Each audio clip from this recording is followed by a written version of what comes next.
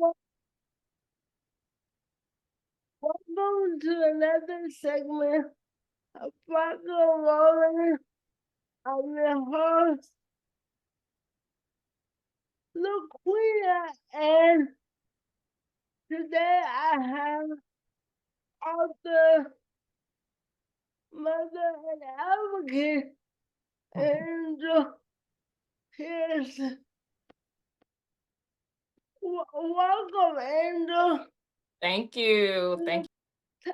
Tell us a little bit about your journey as an author and why you decided to focus on writing about superheroes with disabilities. Yeah. So my journey actually started in 2022. And I had no experience whatsoever. I didn't know what I was doing, which is why fast forward to 2025 now, I believe, I'm a little bit more active in trying to get this book out. Because when I started, like I said, it was just um, a foreign area. So it started in 2022. I had the idea, and the book was completely written in 2022. It was published in 2023. And I actually started a publishing company. So I had to do a lot of research. I had to do a lot of diving and networking just to figure out how to go about getting this book out, which I eventually did. So it's been a long journey, to be honest. It's been a long journey.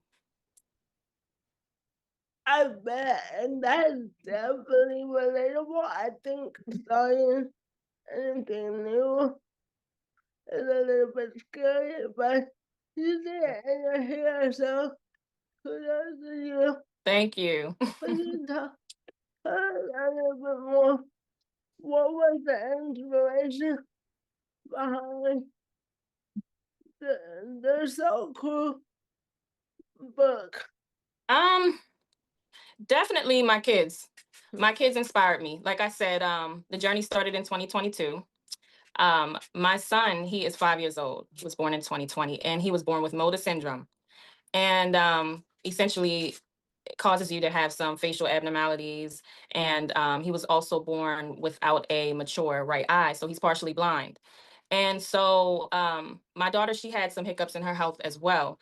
But I think really that the journey started there with my son, because, like I said, he's 5, and even at a young age, he loves superheroes. Anything that has to do with the superhero, my son absolutely loves. So he's like obsessed with Superman, Spidey, even Sonic. Any character with powers, you know, he loves. So as a parent, as a mom, I considered the fact that at his age, he doesn't quite understand that um, he's any different from a superhero. When you're a child, you don't think that you're any different. You believe that you have those powers. You believe you are just as powerful as the superhero that you're watching, right? It's not until society puts those limitations on you where, it stunts, really your fantasy world as a child. So before that happens, um, sky's the limit. And so just as a mom, I was concerned about those limitations that not only society will put on my son, but he will put on himself. I just, considered the fact that he may watch these superheroes and think, they don't look like me. None of them are different like me. None of them, they all look what society deems to be normal, and which is incorrect because we all have differences, right? And so that is what inspired me. I said, well, you know what? Inclusion is very important, especially in this arena. And I want my son and other kids to see superheroes and believe that they can be a superhero. I want them to see themselves in superheroes. Every child should see themselves in a superhero, right? And so instead of complaining about, there not being enough inclusion, if you see, I thought to myself, well, if you see that, the world can use more of something, why don't you be the one to add it? And so that is where my journey began with the SOE Crew. That's awesome. And like I told you Yeah. we started chatting, I would have ate this up as a child. I am a huge superhero fan, and I remember my reading journey Yeah. really started with my mom. Mhm. Reading to me while I was going through surgery going up. So Yeah. that really made me avid reader. Yeah. And I was so grateful for that Mhm. time with her. To not only develop my skill, but also really encouraged me to be Yeah. creative. So I'm glad you're doing the same thing for not only your children, but others' Right. children. So now we get to the nitty gritty. Yes, we get into the nitty gritty. Is your favorite character in the circle? Um, I don't have a favorite character. I can't, you know what? I can't say I can't give a favorite. I don't have a favorite. And plus it would be unfair because two of the characters are based off of my kids. All right, that's fair. But I will say, there's a character, her name is Chelsea, and she has autism. And I will say her character, I feel like is probably a little bit more essential because as superheroes, they want to keep their identity private, right? So Chelsea has the role of erasing memory after they finish doing what they do and conquer their task. Chelsea comes after they win their battles, or save the world, or save whatever mission they have, and she comes and erases the memory of those who saw what they've done. That way they can keep their identity discreet. So I think Chelsea probably has one of the most important roles, but they're all awesome, they're all amazing, they all bring something special to the table, so I have no favorites. What about interesting about your character is they are so diverse. Hmm. And I wanted to ask, since July is Disability Pride Month, how do you think the so who can teach kids about having pride in not only themselves but their abilities as well? um what do I think children, can you repeat that? I'm sorry. That's my no biggie. Um, I said since this month is Disability Pride Month, I Mhm. wanted to ask you, how do you think this so cool contributes to the conversation around disability pride? And do you think your book can teach other kids how to have pride in their abilities? Yes, for sure. That's what the book is all about, honestly. It's about celebrating, who you are and accepting who you are, and not allowing people to put you in a box and tell you what you are capable of doing and what you're, not capable of doing. And so, like, based off of the characters in the book, they all have a disability that's actually their strength. And I believe that we all have strengths, disability or not. We all have things that makes us powerful, things that makes us amazing. We all have differences, and those differences are often people's strengths. Um, so I believe that the book definitely highlights just taking pride in accepting who you are, and you define your strengths and not allowing other people to defy and tell you, what you're capable of doing and what you're not capable of doing. um, I don't know, prime example, I'm a musician, so my first thought goes to Stevie Wonder, right? Ray Charles. Those are two people who literally defied the odds, right? Because here it is, they both taught themselves how to play instruments, something that one would say they cannot do because they can't see. How can you play an instrument and you're not able to see the keys or the chords, right? And they defied those odds. And, they don't hide who they are. They never, hid who they were. They embraced it and they took pride in who they were and took pride in their excellence. So they not only overcame, and they didn't only have the talent, they were, very skilled in what they did. So I believe that the book just highlights that You know, you can still be powerful in your own right. You can still be amazing in your own right. You can still rise up to the occasion and defy the odds. So this book is the definition of taking pride in your differences. That's absolutely beautiful, and I love that answer. How? What do you want people to take away from this book and this book? And how do you define inclusion? How do I define inclusion?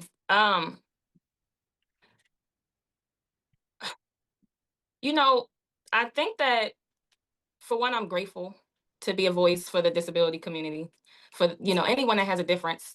I'm grateful. I believe that it was a calling because before I answer your question, I'm going to get into this background so I can bring it together. Um, I'm a nurse, okay? And so before becoming a nurse, I was a caregiver in a GNA, and I cared for kids, adults, infants with differences and disabilities. And so prior to me even becoming a mother, I was already fully, in the community and assisting and helping and seeing their world and hearing their voice, and I really felt like society kind of forgets people with disabilities. You know what I mean? It's like they have this world, society has this world they deem normal, and then anybody who doesn't fit into that box is on the outside and their voice isn't heard. And I got a chance to see that firsthand, the discrimination. And fast forward, I have two kids of my own who had issues in their health journey. And that really inspired me to step up and be a voice for the community because not only do I have the experience with my children, I literally spent more than half of my life caring for people with disabilities and seeing how they were treated and hearing their voice, a voice that is often not brought to the forefront and that, is not heard. So inclusion is very important because we are all one as people, you know? As long as you're a human being, there is no reason why your voice should not be as important as any other human being. So that's something that needs to be stopped. And I believe we should discuss that more. It's not just about race. There's other, ways where you could be discriminated against, this being an example. And so inclusion is important because no one should feel unheard. No one should feel left out. Um, because if you put yourself in anyone's shoes who may be going through that, just think of how that can hurt one's spirit. You know what I mean?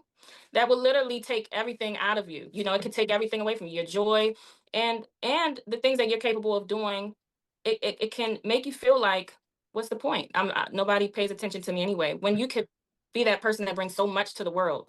And so inclusion is important because there's so many out there who feels like they're not going to be seen anyway. They're not going to be heard anyway. So why attempt to do something that, they may want to do when that very thing that they have inside of them to do is something that the world may need.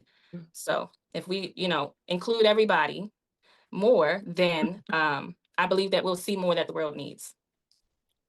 I think I agree, and it's goes back to the old saying that it takes a village To raise a child, right? to raise a child, but Hmm. also I believe it also takes a village to build confidence within children, especially marginalized children. I agree. And I can relate to your story, not only with me having to go out with cerebral palsy, but my mom is also a nurse. And Okay. but, Wow. so like I really think you guys have a calling, and it takes a special type of person to say, oh, this is what society says about my child, but no, they're wrong. This is the path you want to do. Okay, I'm going to help you Hmm. make your dreams come true. Oh, that's sweet. She's a supportive mom. Yeah. That's what you need in your life. You need advocates. You need people who will support you and, stand beside you. It really helps you to get to that next level. Really goes a long way having that support. But also ensuring that kids can advocate for themselves. And I think it's hard to, to instill those more that, okay, I'm the parent, but one day they're going to have an advocate for themselves. And I Yes, think very true. you, but there's uncle can also help teach kids those skills. Hmm. For sure. Yes. So before I get to our topic, I wanted to also ask you, how can the BlackGirlRolling audience support you, support the SOE Crew? Where can we find you? So you can find me on Instagram at the SOE Crew. Also, my website is www.ascensionpublishingllc.com. And you can find the book there as well as my background and the book's story, the inspiration to how I created the book. And you also can find the book on Amazon.com, Barnes and Noble. Again, it's the SOE Crew, Saving the School Bus. I also have a coloring book that's coming out, and two other books that's coming out this year. So I'm excited about that as well. Yeah, yeah. I can't wait to get my copy.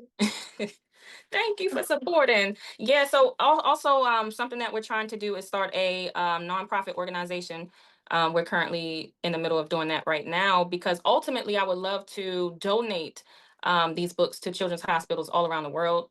To give them this inspiration. They need something like this. You know what I mean? It's very important to see. So that is our goal right now to get that done. So that's something else that we're looking forward to doing. It's coming soon. So any way you want to support, you can also go on the website and donate if you want to donate into the cause and what we're trying to do. I will definitely link your information inside the show description. And if you can leave us, I have one bonus question Okay. for those that are aspiring authors, disability or not. What advice would you give them? Mm. Um, to not put themselves in a box. Just be true to you. Um, don't think about what's been done already and what's popular and what might sell. I believe that we are all waiting to see something different, and because we all have something unique in us, if your book is coming from a true place, then it will be authentic and different, right? Because we all have something in us that's unique. So just be true to yourself because the world needs it.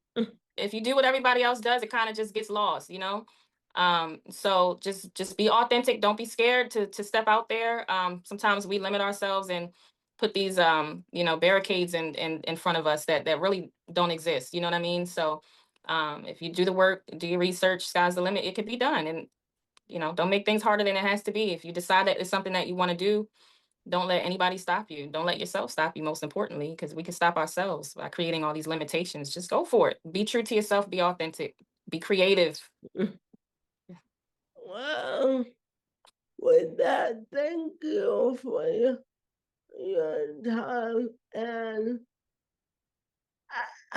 as always, guys, keep on rolling with me. Bye. Thank you, LaQuina, for having me.